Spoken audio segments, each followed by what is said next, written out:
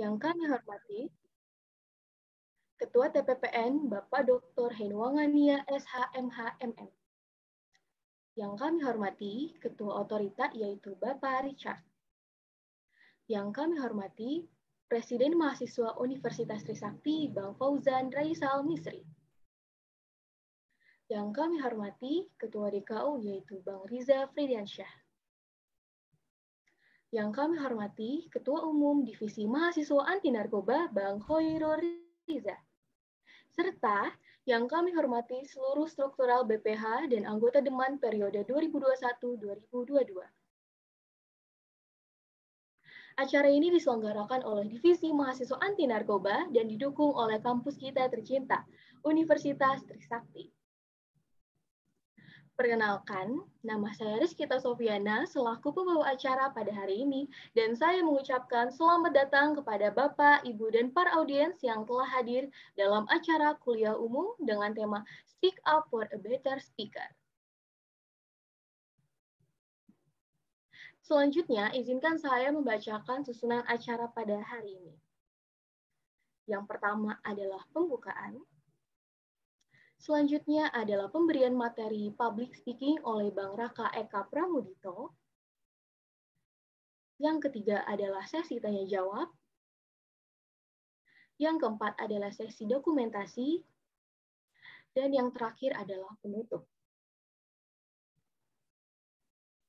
Sebelum mulai acara, alangkah lebih baiknya kita berdoa menurut kepercayaan masing-masing. Berdoa dimulai.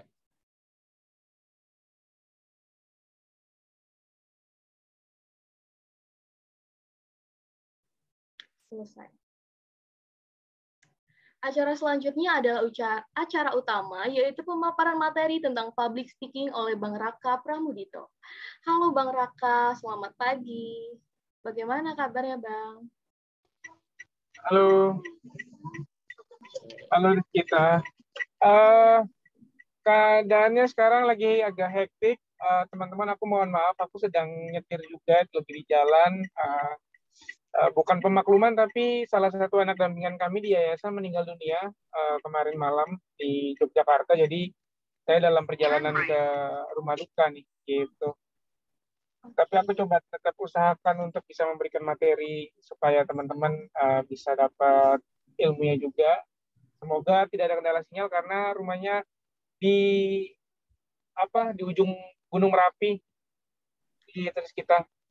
Oke, terima kasih Bang sebelumnya karena telah bersedia menjadi pembicara kita pada kesempatan kali ini walaupun situasi sedang hektik ya Bang.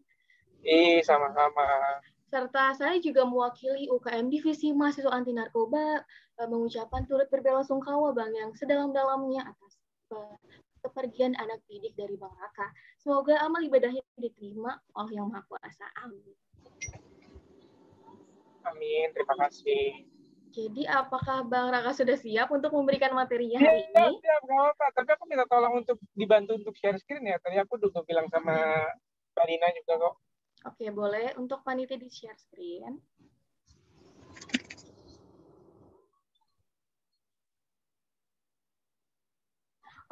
Ini Bang, sebelum memberikan pemaparan materi, ini kalau misalnya kita lebih tahu nih tentang Bang Raka. Jadi sebelum share screen materi, kita boleh banget share screen CV dulu nih Bang. Ya. Oke. Aku mulai ya, jadi boleh di zoom sedikit. Nah, jadi Bang Raka ini bernama lengkap Raka Eka Pramudito yang saat ini bekerja sebagai ketua di Yayasan Pita Kuning Anak Indonesia. Dan selain itu, beliau mempunyai pengalaman profesional sebagai Executive Director di Turun Tangan Foundation, selanjutnya sebagai Organization Development Specialist di PT MNC Sky Vision, lalu ada sebagai Deputy Branch Manager daerah Cirebon di PT MNC Sky Vision, dan masih banyak lagi. Untuk background akademiknya nih, beliau adalah lulusan Sarjana Ilmu Politik di Universitas Brawijaya. Selain itu, beliau juga mempunyai pengalaman politik. Salah satunya adalah Joko Widodo Young Volunteer Advisor for Presidential Candidacy atau relawan muda penasehat Joko Widodo dalam pencalonan presiden pada tahun 2019. Waduh Bang, keren banget nih prestasinya dan pengalaman yang sudah Bang Raka capai. Banyak juga ya Bang. Enggak, itu cuma iseng-iseng aja kok. Oh, iseng. Oke, baik. Teman-teman pasti bisa juga pasti nanti. Jadi karena Bang Raka sudah siap, maka langsung saja untuk memberikan materi untuk audiens kita pada hari ini. Untuk panitia boleh share materinya.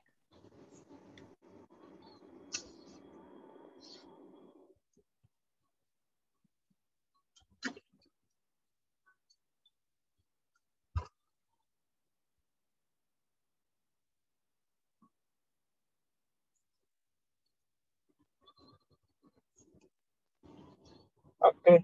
Itu kayaknya slide terakhir ya. Kenapa langsung harus slide terakhir?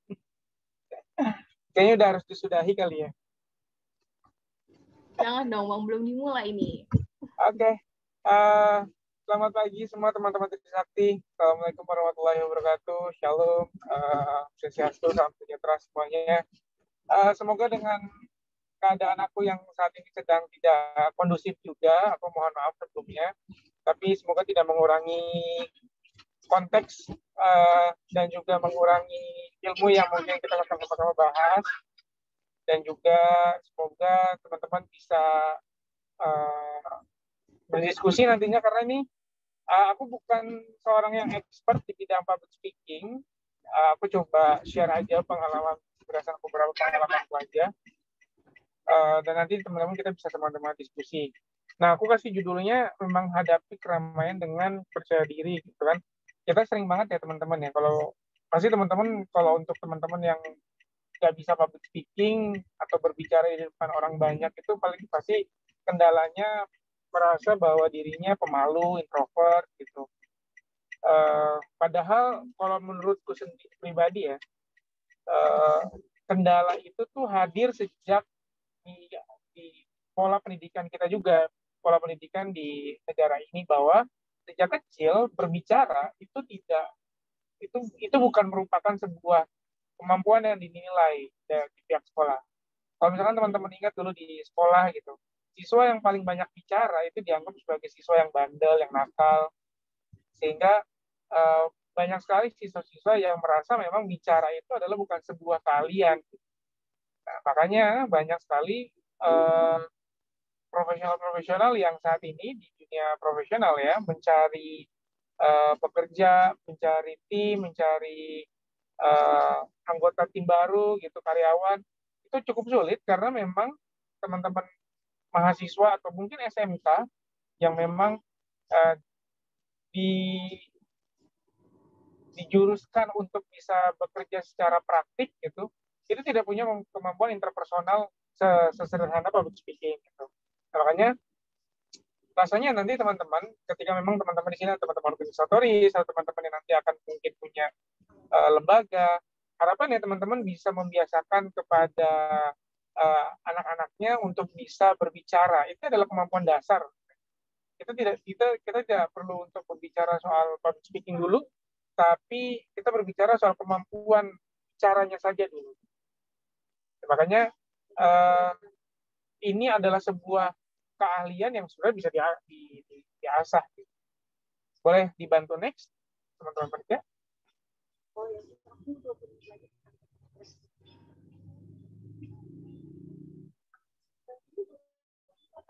Oke, seperti yang tadi sudah diperkenalkan oleh MC, nama aku Raka Eka Pramudito. Saat ini memang aku sedang diamanahkan sebagai ketua dari Yayasan Pita Kuning Anak Indonesia, sebuah yayasan yang memang bergerak di bidang pendampingan anak-anak dengan kanker.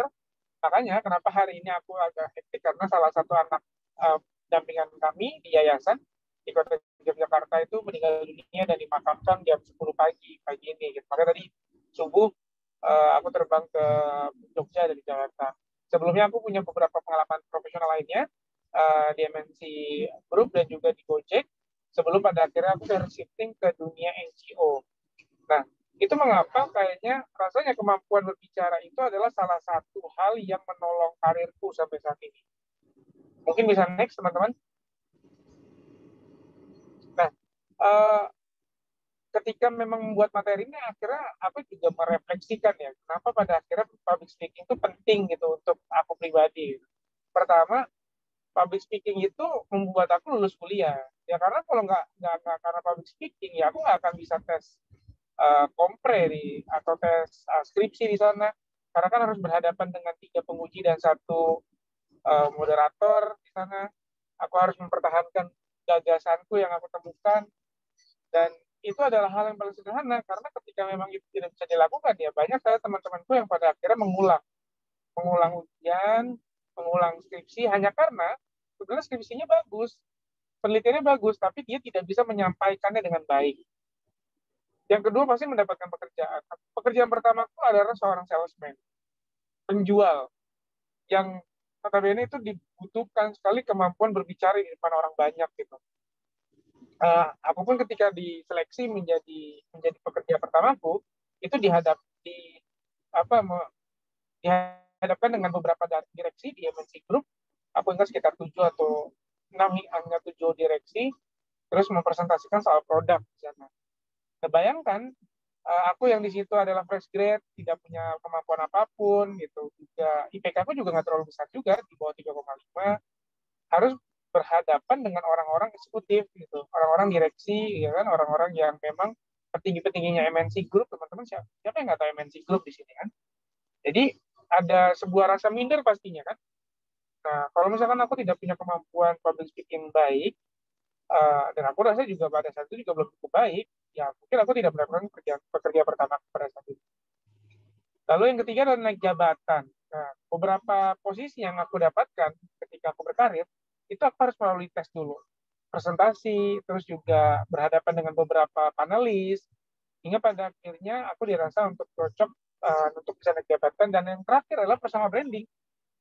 Ya pada akhirnya kenapa sih teman-teman mengundang aku untuk menjadi pembicara di sini, aku juga nggak tahu ya, ekspektasinya aku belum sempat tanya, tapi aku asumsikan teman-teman merasa bahwa aku cocok aku punya branding untuk bisa menyampaikan materi dengan baik. Aku selama ini bisa tampil di muka publik dengan baik. Nah, makanya public speaking ini membawa setidaknya keempat titik ini bagi saya. Gitu. Bisa next, teman-teman? Oke. Karena sesungguhnya dari 4 poin yang tadi, kalau misalnya teman-teman ambil intisarinya adalah public speaking itu adalah seni berbicara untuk meyakinkan orang lain. Ya, jadi teman-teman punya gagasan, teman-teman punya ide, teman-teman punya pesan. Kalau teman-teman tahu teori komunikasi Laswell ya, di mana di situ ada komunikasi, ada komunikan, terus ada pesan yang disampaikan, ditangkap oleh komunikator dengan baik, sehingga komunikator bisa yakin terhadap pesan yang teman-teman sampaikan. Ya, jadi misalnya kalian punya ide, teman-teman kita ke Bandung yuk gitu. Nah, tapi bagaimana kamu meyakinkan teman-teman kalian untuk bisa ke Bandung dalam keadaan sedang pandemi seperti ini? Nah, cara menyampaikan satu orang ke orang lain itu kan pasti akan berbeda ya. Cara menyampaikan ke seorang yang memang asli Bandung dengan menyampaikan kepada orang-orang yang pernah kena COVID pasti akan beda gitu. Jadi cara menyampaikannya juga akan berbeda. Nah, public speaking itu menolong kalian untuk bisa menyampaikan dan meyakinkan pesan yang kalian sampaikan itu dengan baik. Bisa next, teman-teman? Nah, berbicara public speaking itu bukan soal setiap kalimat yang kalian keluarkan. Jadi kan ada ya, kalau misalkan orang-orang yang tata kalimatnya harus benar, tata kalimatnya harus rapi. Menurutku lebih daripada itu. Public speaking itu adalah soal menyampaikan, soal delivery. Contoh paling sederhana aja lah. Teman-teman mungkin tahu stand up comedy di sini ya. Stand up comedy pasti tahu ya. Beberapa pasti punya idola komika di sana. Sering banget kan kita mendengar satu jokes itu dikeluarkan oleh banyak sekali komedian gitu ya. Tapi kok ketika dikeluarkan oleh satu komedian itu lucu, tapi dikeluarkan sama komedian lain kok mungkin tidak lucu gitu. Nah, itu adalah bagaimana setiap komedian itu mempunyai cara penyampaian yang berbeda. Makanya ini bukan cuma soal kalimat atau kata yang disampaikan, tapi soal bagaimana kamu menyampaikan. Jadi how-nya ya melakukan pembicaraan di muka publik. Nah, gimana caranya? Bisa next, teman-teman. Nah, yang pertama dan paling utama adalah berikan alasan kepada audiens, siapapun itu, untuk percaya kepada kalian. Kalau misalkan mereka nggak percaya, kalian nggak akan didengar. Contohnya adalah saat ini. Karena kalian percaya sama aku sebagai seorang yang expert, kalian akan dengar apapun yang aku ngomongin. Kalau misalkan aku minta tolong kalian untuk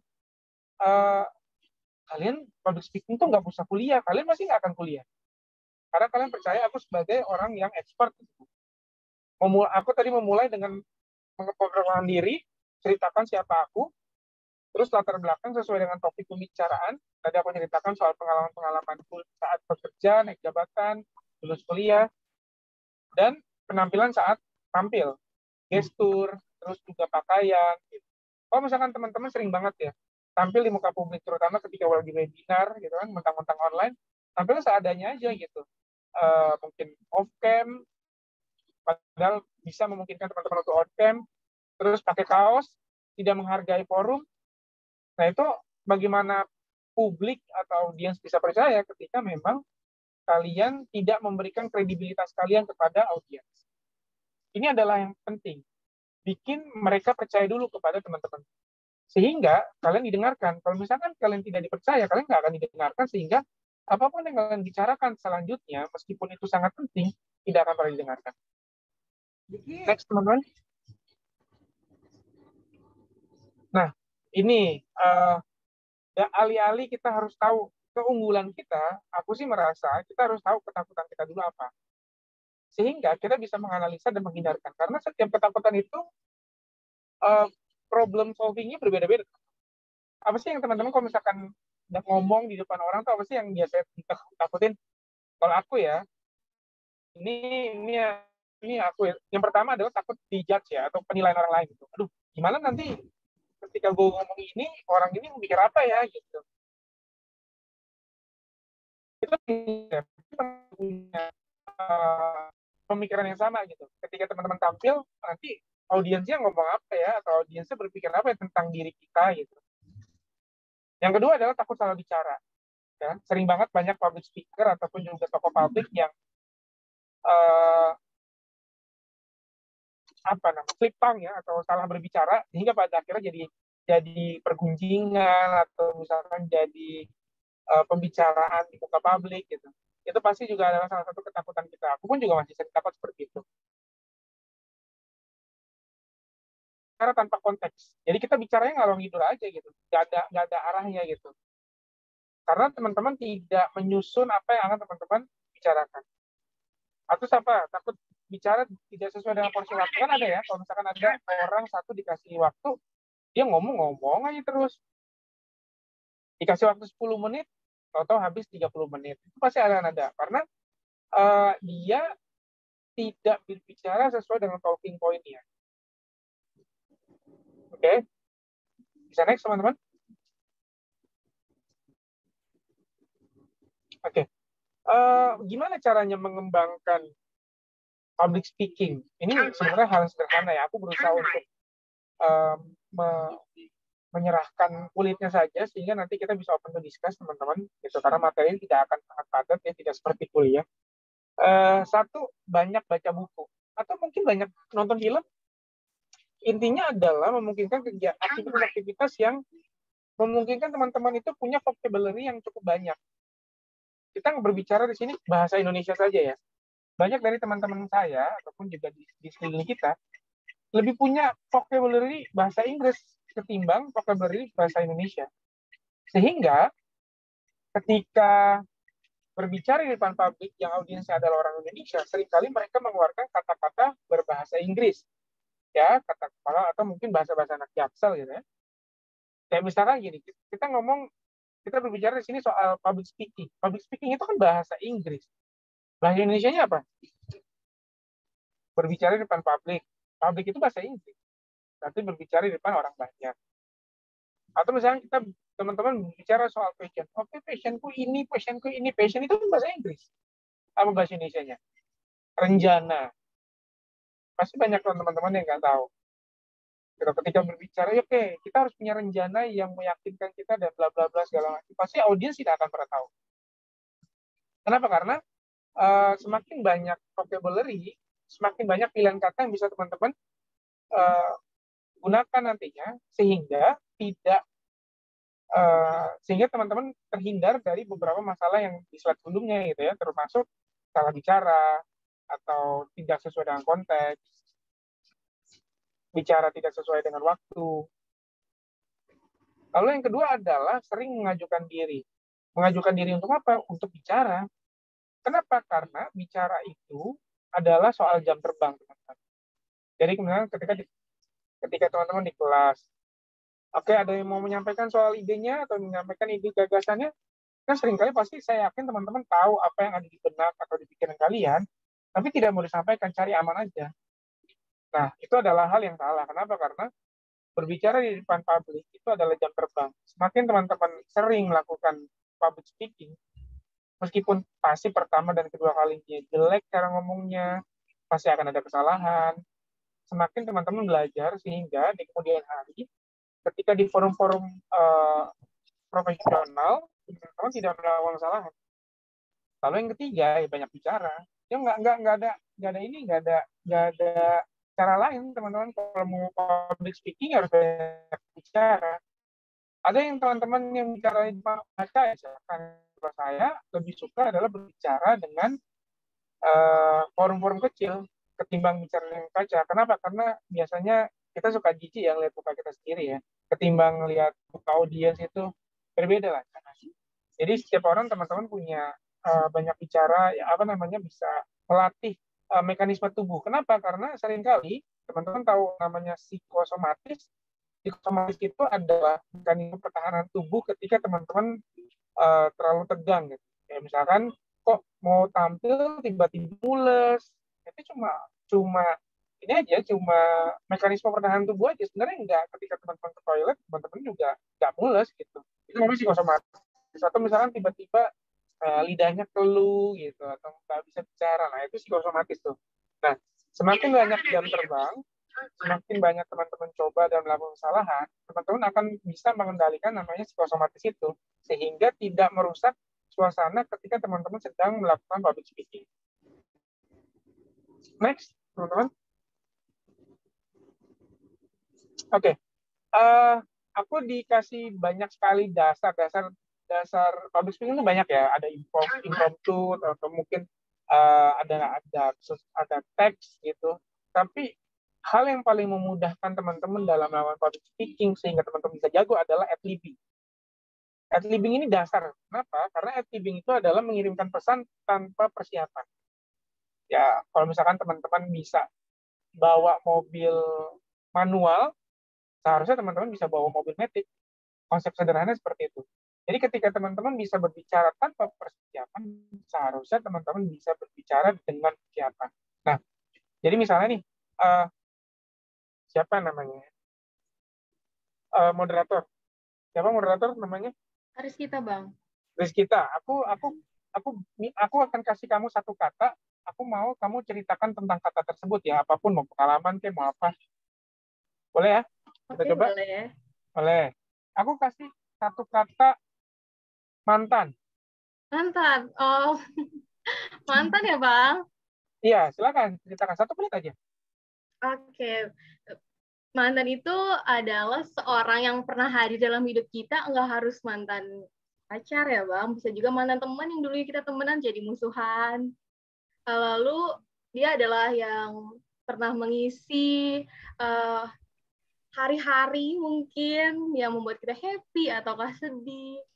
Nah, seperti itu kali ya, Bang. Aduh, aku bingung banget deh kalau tiba-tiba kayak gini. Oke. Rizky, kita pilih satu orang lagi deh. Oke, Nanti aku aku pilih ya. silakan. Oke, boleh deh. Audi deh, KPI-nya nih. Boleh dong, Audi ceritain tentang mantan ya, Bang. Kata mantan tuh dikembangkan lagi. Oke, aku ganti katanya deh. Oke, boleh. Oke, siapa namanya tadi? Audi, Bang. Audi. Audi mana Audi? Halo Bang, pagi. Halo Audi. Audi, waduh, ini pakai alma mater. Oke, ini kayaknya organisatoris nih ya, aktivis ya. Aku kasih kata yang mudah deh. Ya Bang. Jokowi. Jokowi itu presiden kita yang sering banget mengayomi masyarakatnya, terus orang yang terdepan untuk di negara kita. Oke, thank you Audi dan Bang. Iskita. Di situ terlihat bahwa teman-teman memang senang banget mengeluarkan kalimat-kalimat deskriptif ya, karena memang pada dasarnya kita itu senang menceritakan soal pengalaman pribadi, gitu. Ya, entah soal kita yang berbicara soal mantan teman atau mantan pacar, ataupun Audi yang bercerita soal ya Jokowi sebagai presidennya. Jadi memang melakukan ad-libbing itu biasanya adalah erat kaitannya dengan pengalaman pribadi. Nah, itu tidak salah karena pada dasarnya ketika teman-teman melakukan public speaking, menyelipkan pengalaman pribadi itu penting. Sehingga audiens itu lebih tertarik dengan kisahnya, karena kisahnya akan terasa lebih real gitu ya. Nah, yang teman-teman juga jangan lupa adalah menyelipkan beberapa jokes, beberapa lelucon. Kenapa? Karena forum biasanya ketika lagi tegang-tegangnya, forum itu merasa jokes itu dibutuhkan, sehingga teman-teman audiens itu bisa kembali fokus lagi kepada panggung kita. Nah, ad-libbing itu harus sering dilakukan. Kalau misalkan nanti teman-teman di Trisakti mau melatih public speaking, saranku adalah buat satu forum, misalnya 1 minggu sekali, forum kecil, lalu saling lempar satu kata, sehingga teman-teman bisa melatih pemberdaharaan kata. Gitu. Sehingga teman-teman tahu ketika nanti teman-teman melakukan public speaking dengan persiapan. Bisa next, teman-teman?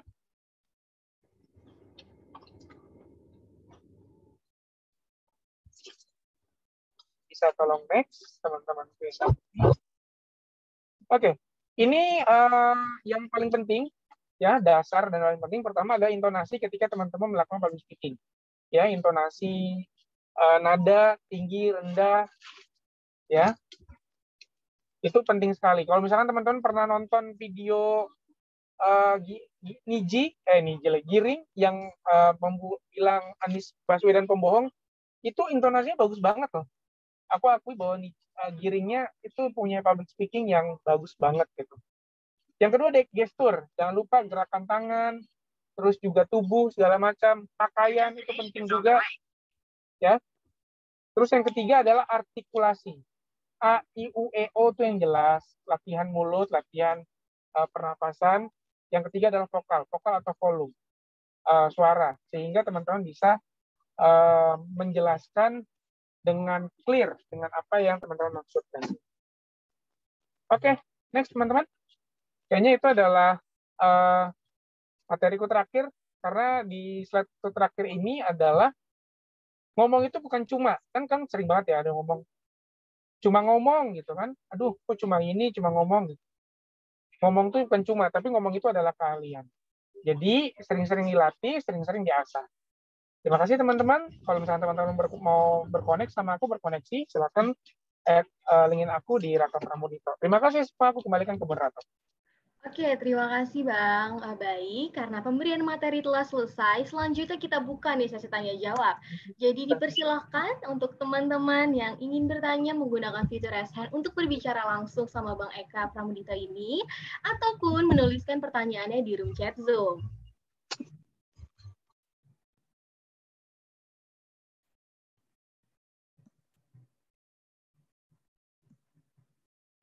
Oke, sembari menunggu pertanyaan dari para audiens, aku dulu nih Bang yang tanya.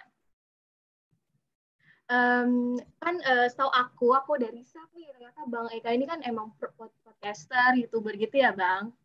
Benar kan? Atau gimana nih? Benar nggak Bang? Apaan YouTuber? Podcaster, aku juga udah lihat ternyata sering membuat konten di YouTube ya Bang? Ya. Kebutuhan kantor aja. Jadi gimana sih cara Bang Raka tuh menarik perhatian audiens untuk menonton atau mendengarkan pembahasan yang dibuat atau yang diberikan sama Bang Raka? Oh, itu soal teknik marketing, arahnya ke sana. Jadi teman-teman harus tahu update-update terkini terkait dengan keadaan, dan teknik marketing terbaik itu adalah mengaplikasikan isu di tempat lain menjadi isu kita. Misalnya gini, teman-teman pernah tahu kampanye Panji Pragiwaksono yang dia mengiklankan world tour-nya dengan cara dia menjadi politikus.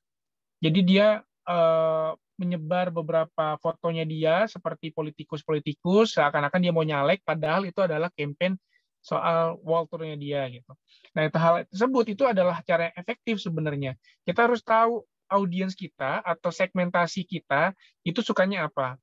Lalu yang kedua adalah bagaimana kita bisa menarik crowd atau menarik keramaian dari segmentasi kita gitu. Nah, ini juga tidak lepas dari pemberdaharaan kata ya. Jadi teman-teman juga harus tahu kata-kata yang memang menarik, terus juga kata-kata yang menjadi sederhana. Mungkin kayak teman-teman sering banget mungkin lihat billboard atau iklan rokok ya, kayak kalau billboard rokok tuh yang dia cuma ngeluarin satu kalimat tapi kok iya kita banget gitu. Misalnya yang paling saya ingat adalah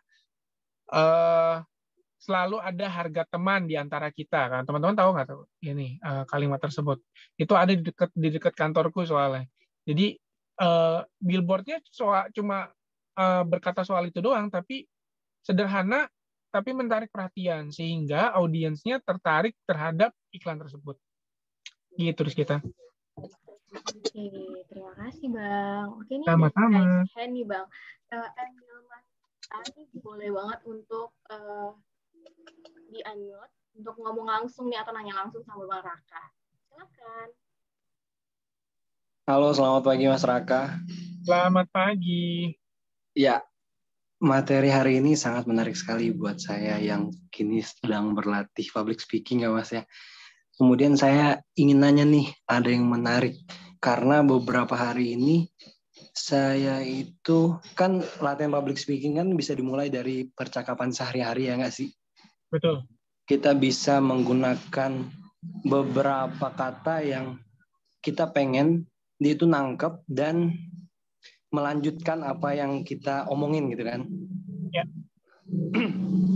Nah, tapi ada kalanya kalau kita ngomong itu kita pengen ngeluarin jokes malah lawan bicara itu tersinggung sama kita.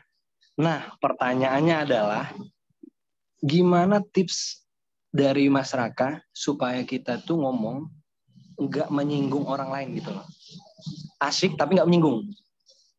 Oke. Gitu. Thank you Mas. Good luck. Pertanyaannya menantang. Yang bisa aku jawab adalah kita tidak pernah bisa memastikan ketersinggungan orang gitu. Zaman sekarang itu orang tuh mudah sekali tersinggung dan kita harus validasi itu gitu. Makanya resiko orang yang suka melucu, resiko orang yang memang sering banget menyelipkan jokes, ya pasti akan ada yang tersinggung. Itu udah pasti gitu. Nah, kalau preferensi pertanyaannya adalah ketersinggungan terhadap satu orang, maksudnya adalah dia tersinggung ketika kita berbicara personal. Yang bisa aku kasih saran adalah kita harus tahu gitu. Lawan bicara kita itu orangnya seperti apa, dia sukanya apa dan tidak sukanya apa, gitu. Jadi kalau misalkan semakin sedikit orang, seharusnya kita semakin mudah dalam menganalisa lawan bicara kita itu seperti apa, sehingga ketersinggungan itu bisa kita hindari gitu. Tapi aku juga paham, karena aku juga tipikal orang yang kalau ngomong tuh suka ceplas-ceplos. Jadi kan ada ya dalam satu komunitas atau dalam satu grup gitu kan ada orang-orang yang itu heboh sendiri, dia tuh yang menjadi apa namanya laugh maker ya, membuat orang-orang tertawa itu pasti akan ada. Tapi seringkali ketika aku menjadi sosok itu, sesudah mengeluarkan jokes-jokes itu pasti ada pikiran apa ya, ada ini ya, aduh tadi gue salah ngomong nggak ya, aduh gue tadi salah tingkah nggak ya, iya, gitu kan. benar. Itu pasti akan terjadi gitu kan. Nah itu menurutku nggak masalah. Satu, itu menjadi bahan pembelajaran buat kita secara pribadi. Yang kedua, jangan takut minta feedback kepada lawan bicara. Tadi gue salah ngomong nggak sih? Gue minta maaf ya kalau gue salah ngomong gitu. Jadi feedbacknya mungkin nggak langsung dari hari itu, tapi mungkin besoknya atau mungkin beberapa jam setelah itu, sehingga kita tahu gitu. Apakah jokes kita kena ataukah memang memang kita menyakiti dia. Kan ada orang kan yang fake ya, dia ketawa tapi kan aduh si bangsat nih gitu kan. Tapi pasti ada ya orang-orang kayak gitu kan. Nah, aku sarankan sering berlatih seperti itu kepada orang-orang terdekat, maksudnya yang kenal kamu siapa, mungkin pacar atau mungkin sahabat gitu, sehingga dia berusaha, mungkin dia sakit hati, tapi karena dia tahu kamu orangnya seperti itu, ya dia berusaha menerima gitu, sehingga nanti ketika berbicara di forum yang lebih besar, kamu tahu mana-mana yang harus dikeluarkan. Ada satu pengalaman aku yang cukup ini ya, cukup apa namanya, cukup membuka bahwa kita harus tahu ranah ya, ranah apa tempat kita bicara. Jadi waktu itu aku pernah dapat kesempatan untuk mewakili Indonesia di Malaysia, berbicara soal kerelawanan dan pendidikan di Asia Tenggara. Dan pada saat itu kami kumpul di Selangor. Teman-temannya dari banyak, dari Singapura, ada dari Vietnam, ada dari Filipina, ada beberapa Asia Tenggara. Nah, ada satu peserta yang dia sepertinya dalam bahasa Melayu ya, dia mengeluarkan jokes yang aku pun juga nggak paham sebenarnya konteks jokes, tapi dia kayaknya keluarin konteks jokes terkait dengan apa namanya, kayaknya ada berhubungan dengan rasial gitu, rasial antara. Jadi kalau di Malaysia itu kan ada 4 ras yang tinggi, yang mayoritas India, Melayu, China, dan juga satu lagi Arab. Jadi dia mengeluarkan jokes dan pada akhirnya itu jadi masalah gitu. Nah, ini yang kita harus tahu bahwa sebenarnya mungkin itu jokes-nya works di negaranya, tapi itu tidak works di negara lain. Sama halnya ketika teman-teman tahu podcast-nya Deddy Corbuzier dengan Sintayong kemarin, ketika dia mengeluarkan jokes bahwa oh ini pelatih kita sudah Korea Selatan, yaudah nanti pelatih fisik di Korea Utara aja gitu. Itu adalah jokes yang kasar loh untuk Korea Selatan, teman-teman di Korea Selatan, karena bagi mereka Korea Selatan dan Korea Utara itu adalah bukan sebuah jokes yang bagus untuk dikeluarkan gitu. Sehingga kalau ini masih ada ininya, masih ada videonya kok di YouTube, teman-teman silakan cari. Ketika Deddy Corbuzier mengeluarkan jokes tersebut, respon dari Sintayong itu langsung kaget. Sebaiknya kamu tidak mengeluarkan kalimat seperti itu. Dia langsung respon seperti itu karena itu juga tidak pantas dikeluarkan. Makanya ini adalah masalah jam terbang, sering-sering berlatih sehingga teman-teman juga tahu mana yang memang bisa dikeluarkan, mana yang tidak. Begitu. Thank you, Mas. Sama-sama. Oke, terjawab ya. Baik, apakah ada yang ingin bertanya lagi nih ke Bang Raka? Bisa langsung raise hand atau menuliskan chatnya di chat. Oke, ternyata ada nih Bang. Fiora, boleh banget untuk unmute Fiora. Baik, sebelumnya terima kasih kepada MC dan sebelumnya perkenalkan Bang, nama saya Fiora Halidaisia. Saya izin bertanya, dalam forum diskusi itu kan biasanya ada satu orang pemimpin untuk membuka obrolan gitu ya. Nah, tapi kan seorang pemimpin itu sebenarnya berharapnya untuk teman-teman yang sedang diskusi itu kan aktif. Nah, tapi kenyataan di lapangan nggak menutup kemungkinan buat teman-teman di dalam forum diskusi itu asik tuh. Bagaimana sih Bang untuk meningkatkan keaktifan teman-teman pada saat forum diskusi? Oke, sederhana aja Fiora. Tunjuk namanya. Kayak misalkan jangan tunggu ada yang mau bertanya gitu, enggak. Ya, atau jangan misalkan ada yang mau menyampaikan gagasannya gitu, jangan kayak gitu. Langsung aja misalkan, oke, Fiora menurut kamu gimana materi tadi gitu. Atau misalkan, kita gimana? Ada pertanyaan nggak gitu? Menurut kamu soal public speaking yang disampaikan masyarakat benar nggak Fiora gitu? Nah, sehingga memaksa si orang yang kamu sebutkan namanya untuk berbicara, meskipun bicaranya juga sepatah dua patah doang gitu. Tapi setidaknya kamu berharap bahwa forumnya hidup. Itu saja dulu. Sehingga orang-orang lain juga terpantik untuk bisa mengeluarkan kalimat-kalimat. Sisanya ini ya, berusaha engage. Engage itu ya lagi-lagi kamu berbicara jangan untuk diri sendiri gitu. Berbicara untuk orang lain. Di mana kamu mention mereka, kamu puji mereka, kamu juga mungkin merasa berada di posisi mereka gitu. Jadi ketika membuka pun juga tidak basic kayak hai selamat datang semua, terima kasih sudah hadir, semoga semua dalam keadaan sehat selalu. Oke, kita mulai masuk ke acara inti nggak? Seperti itu basic banget. Misalnya Halo semua teman-teman Trisakti, apa kabar? Gimana kabarnya kuliahnya? Gimana kuliahnya Fiona? Liburan ini ngapain aja gitu. Sebut namanya sehingga orang-orang yang tersebut namanya itu merasa ter-engage dengan si MC atau moderator. Gitu Fiona. Oke, baik Bang. Terima kasih Bang atas jawabannya. Sama-sama Fiona. Oke, terima kasih Fiora atas pertanyaannya. Untuk teman-teman yang lain, apakah masih ada pertanyaan kepada Bang Raka?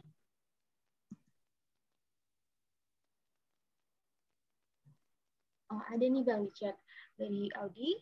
Izin bertanya Bang, bagaimana tips untuk mengatasi demam panggung ketika melakukan public speaking? Karena itu hal yang paling banyak dialami orang yang baru belajar public speaking sendiri. Jadi kira-kira untuk pemula banget nih Bang, gimana biar nggak nervous?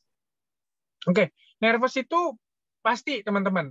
Jangan salah bahwa orang-orang expert misalnya orang-orang yang sering banget public speaking misalnya seperti saya itu nggak nervous, itu salah. Saya pun juga sering melakukan seperti itu.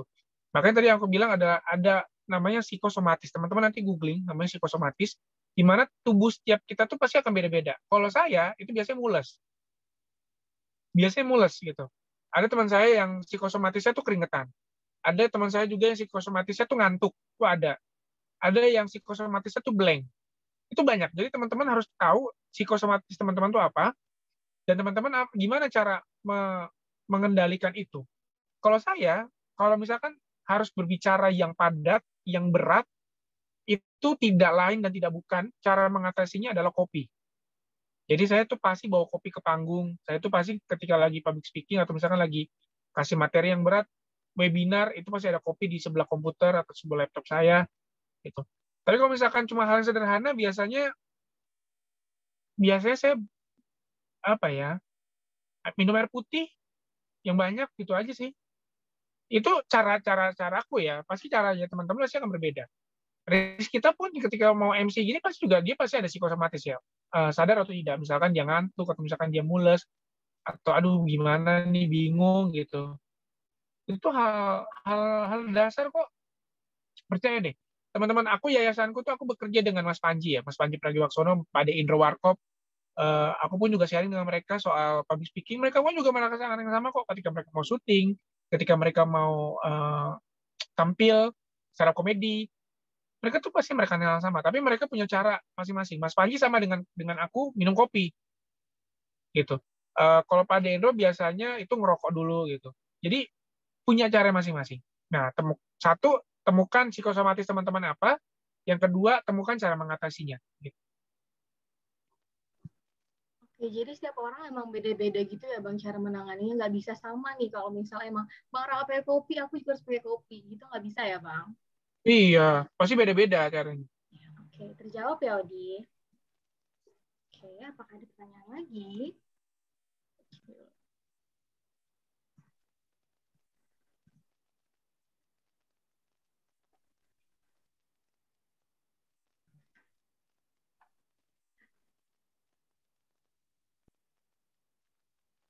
Untuk teman-teman yang ingin bertanya, bisa banget untuk on cam, on mic, dan menuliskan pertanyaannya Bang. Mungkin karena Bang Raka tuh udah ngejelasin semuanya gitu ya, jadi kayak yang nomornya itu bingung. Tadi kan udah dijelasin, mau tanya ini, tapi ternyata udah dijelasin juga. Sangat jelas pembahasannya ya Bang, dari PPT, dari semua pertanyaan tuh udah mencakup semuanya. Jadi teman-teman juga ngerasa, oke ini udah jelas banget, apa yang mau ditanya, udah bagus gitu. Oke. Karena waktu juga sudah menunjukkan pukul 10:06, yang bentar lagi kita akan selesai, maka kita sudahi untuk sesi pertanyaan kali ini karena informasi-informasi sudah mencakup semuanya dan sudah informatif banget dari Bang Raka. Jadi terima kasih Bang Raka atas penyampaian materi dan jawaban-jawaban yang sangat luar biasa. Dan sebagai bentuk terima kasih dari kami, izinkan kami untuk memberikan sertifikat secara virtual. Jadi untuk panitia dan operator saya persilakan untuk menampilkan sertifikat secara virtual dan memimpin foto bersama.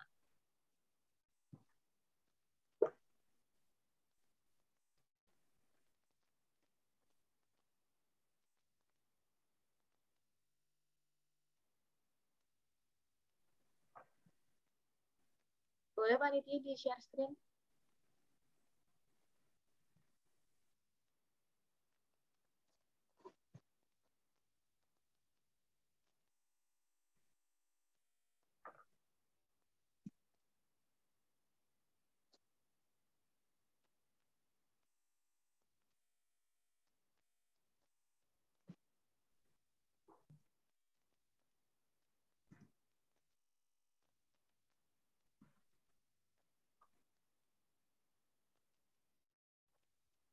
Oke, udah muncul nih Bang sertifikatnya. Boleh dipimpin foto bersama ya Bang Eka dan sertifikatnya. Pakai apa ya? Oke, boleh. Ya. 1, 2,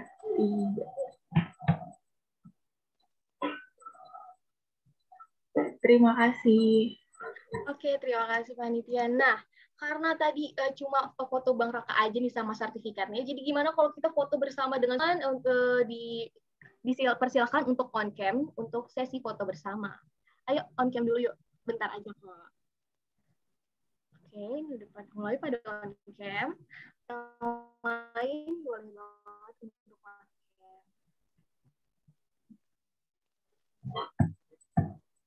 Izin dokumentasi lagi ya. Boleh. Gak apa-apa ya. Satu untuk slide pertama. 1, 2, 3.